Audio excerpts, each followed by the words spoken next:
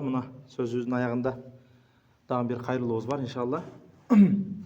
Buyursa ötkөндө алдыкы ошол Орозодо Рамазан айында алдыңкысында ошо умрага барып келдик иншалла.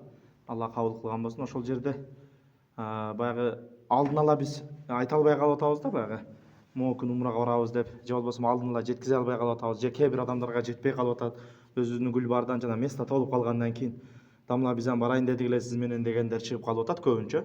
Ошого баягы алдын ала айтып коелу иншалла. Эртең 12 ноябрь күнү Оштон рейсибиз бар.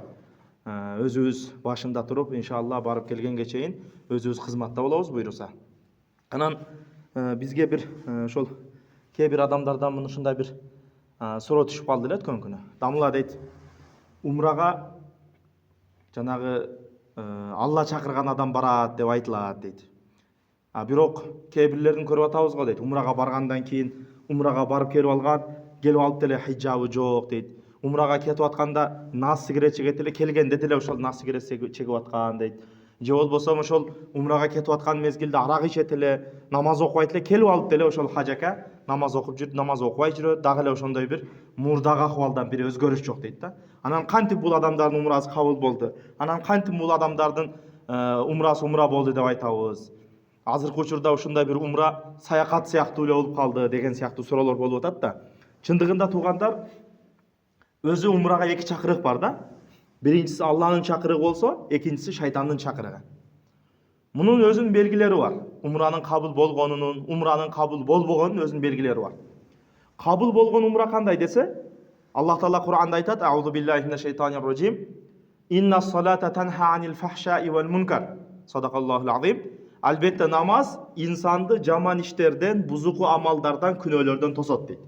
Мисалы бир адам намаз окуудан алдын, намаз окуштан алдын арак ичип атса, нас чегип атса, сигарет чегип атса, бузукулук кылып атса, жаман иш кылып атса, намаз окугандан кийин деле ошол жаман иштери токтобой аткан болсо, билиңиз ошол адамдын намазы кабыл болбой аткандыгын. Себеп намаз эгер инсандын намазы кабыл болуп аткан болсо, ал инсанды сөз түрдө ошол намазы эмне кылыш керек? Ошол жаман иштерден тосуш керек туугандар. Ошол сыяктуу эле бул умра дагы ушундай амал. Пайгамбар алейхиссалам куттуу хадистеринде айтат: эгер бир инсан умра амалын калыс Аллах ыраазылыгы үчүн, саякат үчүн эмес, калыс Аллах ыраазылыгы үчүн умра амалын аткарса, ошол жерде 7 жолу таваф кылса, ошол жерде Каабатуллахны карап дуа кылса, ал адам энеден туулгандай күнөөлөрдөн тазаланат. Эми мына ошол умранын фазилети, умранын сообу ушундай жогору экен. Бирок ошол энеден туулма күнөөдөн тазаланыштык үчүн мына ошол адамдын умрасы кабыл болгон болуш керек да. Эми кабыл болгону кандай болот десе, кабыл болгонун өзүнүн белгилери бар туугандар.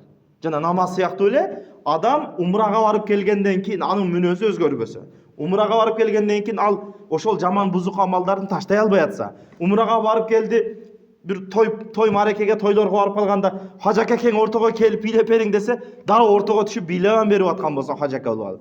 Ондо Кудай сактасын андачы.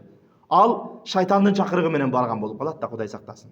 Ошон үчүн туугандар, бул умраны ушундай нерсе деп билели. Биз азыр кадимки намазга келип атабыз го. Намазга келгенде бул намазыбыз буну ибадат деп билип атабыз намазыбыздычы. Умра дагы бул Дубайга, башкага эс алуу, саякат же эл көрүү, жер көрүү эмес. Балким умра бул кадимки биздин 5 убакыт намазыбызга окшош, бул Аллах үчүн кылына турган ибадат туугандар. Бул жанагындай өзбекче айтмакчы арзу хавас деп коет го. Жанагындай бир мечталар, жанагындай бир арзуулар, тилектер ушундай кылып барып эле көрүп келсем эмес.